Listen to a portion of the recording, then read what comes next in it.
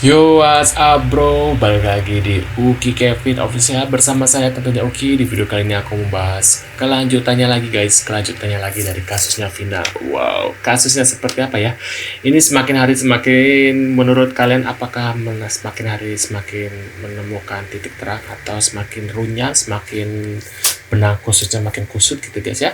Ini ada sebuah video, yuk kita lihat, pantengin dan baru kita sambil komentar ya guys ya. Maaf kalau misalnya agak skip karena itu kan ada komentar buat aku dan buat kalian juga.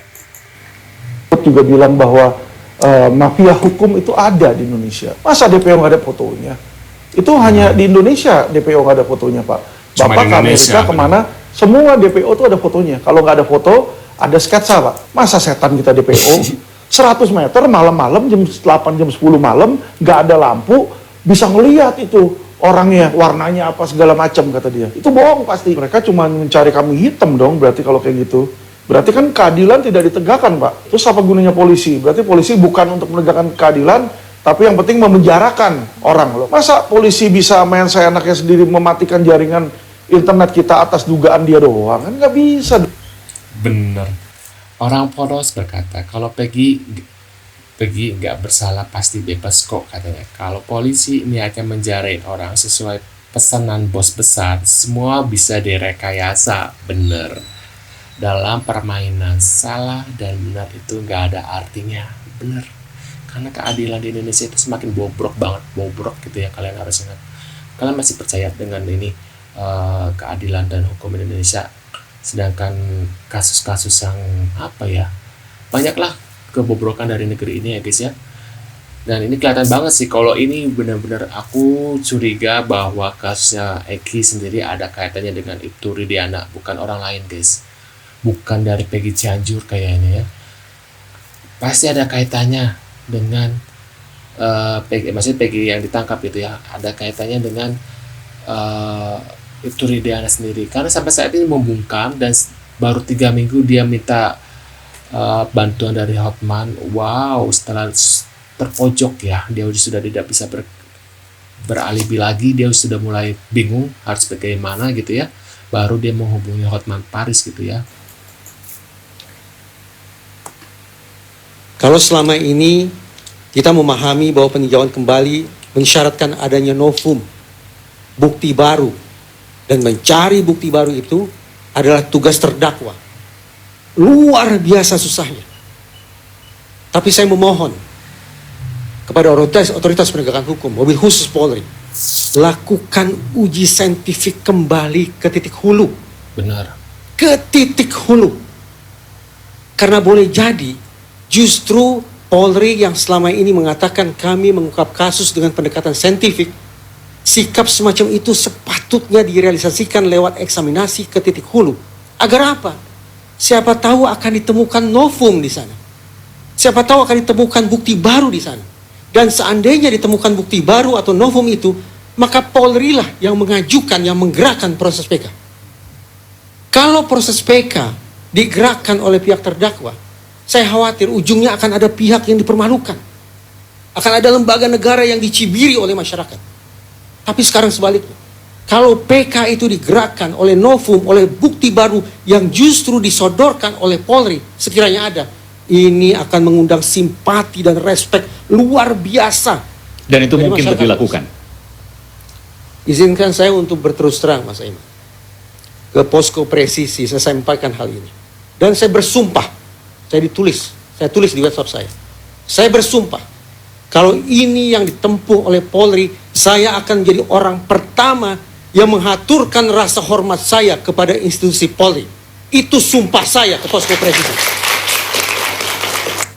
Kurang lebih 3 jam lalu, bersama teman-teman Diskursus.net, saya berbincang dengan orang yang hampir nasibnya sama dengan Saka Tatal, yaitu anak muda yang pada tahun 2017 ditangkap oleh polisi, mengaku dipukuli, akhirnya dibawa ke ruang sidang.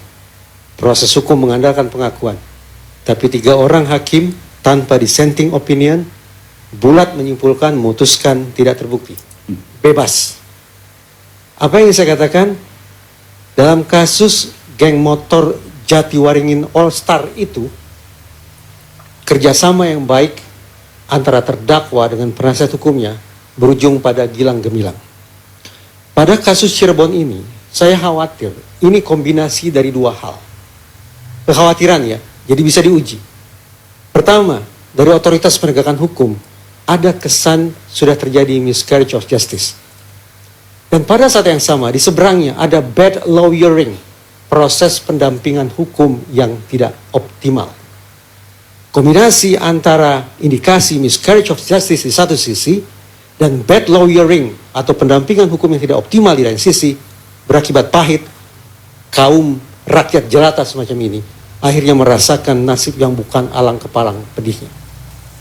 Sungguh-sungguh saya berharap bahwa sekarang semua pihak terbuka hatinya, terbuka pikirannya, koreksi kembali segala kesan atau indikasi miscarriage of justice, dan kepada teman-teman advokat, Pak Agus, Pak Razman, Pak Yudi, Bu Titin, Mas Farhat mungkin di luar sana, ada Pak Yogi, Pak Tony, Pak Muhtar dan kawan-kawan, pastikan kali ini mereka melakukan pendampingan secara optimal sehingga tidak dicap lagi sebagai bad lawyers alias pendamping hukum yang tidak optimal. Keren banget Bang Reza. Perkembangan kasus Pina sudah bagaimana? Bapak Rudi sudah ditahan belum? Atau ditangkap? Atau dicopot? Atau bersuara? Nah, lagi beredar ini netizen membahas soal penangkapan anak mantan Wakil Bupati Cirebon yang terlibat menjadi pemasok narkoba. Di situ dibuat 2017. Dia Jangan-jangan ditangkap lagi. Artinya dia ini bukan anaknya Wakil Bupati yang 2017 masih menjabat. Di sini ada keanehan. Di 2013 bupatinya menjabat sampai 2014. Baru diganti sama bupati 2014, lalu 2014 juga akhir jabatannya. Tapi di wakil bupatinya itu kolomnya kosong. Yang tahu itu kira-kira wakil bupatinya siapa? Ya udah kalian jawab aja netizen ya. Jadi itu sudah bisa dipastikan bukan Sunjaya. Karena Sunjaya ini baru ditangkap KPK 2018. Berhenti jabatannya.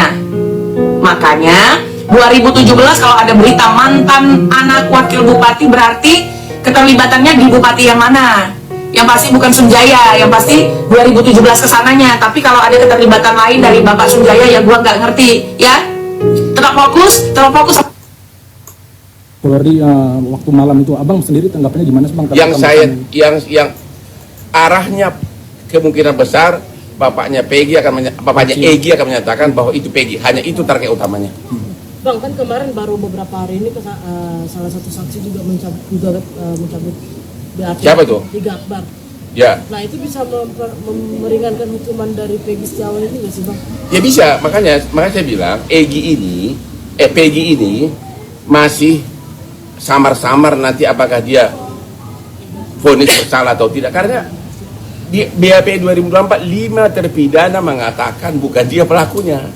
Hanya satu, ya kalau saksi lain kan hanya melihat samar-samar dari jauh, hanya lihat 100 meter.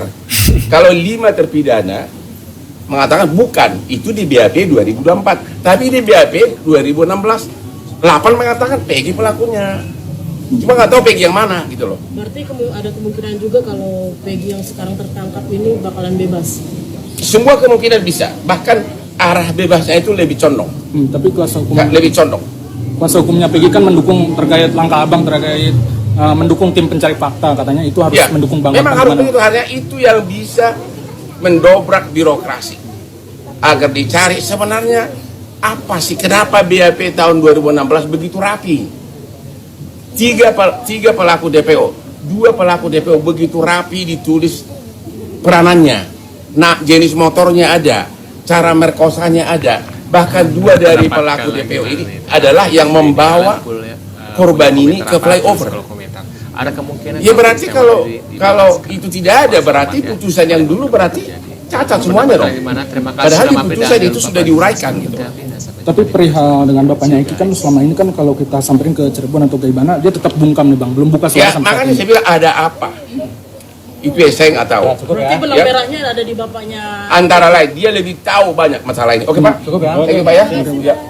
Bang, bisa dibilang nggak sih kasus ini kan ribet? Sebenarnya bisa dibuat simpel gitu. Bisa dibuat simpel. Benar nggak sih ada- Bisa dibuat simpel kalau keadilannya sekarang di tangan Pak Jokowi, bentuk tim pencari fakta akan simpel jawabannya. Tapi sampai tadi Deddy Mulyadi sampai turun tangan gimana sih bang? Nggak tahu, no comment. Sampai Deddy Mulyadi juga turun tangan bang, gimana sih tanggapannya? No comment. Nah, menurut pendapat kalian gimana nih tentang video-video ini? Kalian punya komentar apa? Tulis di kolom komentar. Ada kemungkinan kalau Peggy Setiawan dibebaskan. Wah, selamat ya kalau emang benar-benar terjadi. Nah, menurut pendapat kalian gimana? Terima kasih sudah mampir dan jangan lupa bantu subscribe ke Kevin dan sampai jumpa di video selanjutnya. See you guys.